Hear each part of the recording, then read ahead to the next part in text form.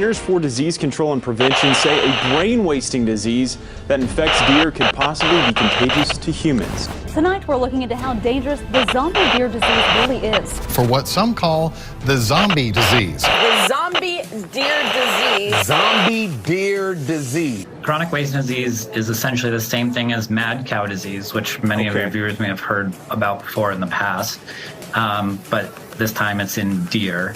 It's a spongiform encephalopathy disease, which essentially means encephalopathy means disease of the brain. Spongiform means essentially a deterioration of the brain to the point where it's like a sponge full of little holes. The talk around zombie deer disease surfaced earlier this month when a researcher from the University of Minnesota asked for almost $2 million from the Minnesota legislature to study zombie deer disease. He compares it to mad cow disease, which did make its way from cows to humans. But I spoke to national and local experts to find out if this is something you should actually worry about. And now it's been found in a Montcalm County deer farm, not in a wild herd. 13 on your side's Nina DeSaro spoke to the Department of Natural Resources and the effect the disease will have on this upcoming hunting season. Something happened to you, huh?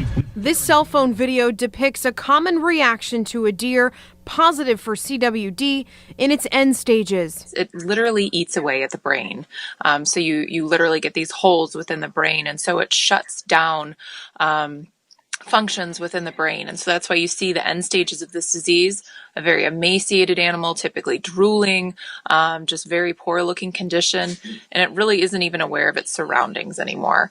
There are similar diseases in humans, like Crutchfield-Jacobson's disease, but the regulations and the rules and recommendations are still that you can eat a deer if you hunt and you kill a deer. It's still okay to eat the deer. We do recommend you get it tested first, and if it does test positive, probably safe. Chronic wasting disease was discovered in Colorado in the 1970s. Some also refer to it as zombie deer. Zombie defined is a corpse has been brought back to life. This month, the CDC warned people about the disease spreading. Travis Lowe is the executive director of the Elk Research Foundation. They study elk across North America. He says the disease is not even the biggest killer of deer. 216 cases of chronic wasting disease in the state in the last 20 years.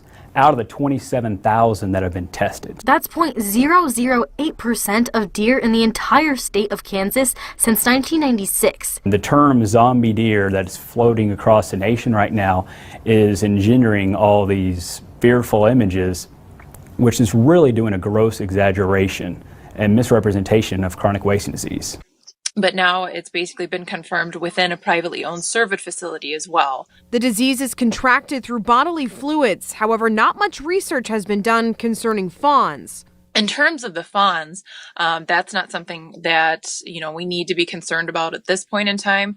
I don't know that there is research out there yet that has looked to see what the chances are of a doe that gives birth that is chronic wasting disease positive, whether or not that fawn, I don't think we know. Kelly, and there are some ways you can spot the infected deer and avoid hunting them. The Kansas Department of Wildlife, Parks and Tourism says the animal may be stumbling. The deer may also be drooling and look weak. Now, if you hunt a deer and you'd like to get it tested just to be safe, you can send that sample to the K-State Diagnostic Laboratory.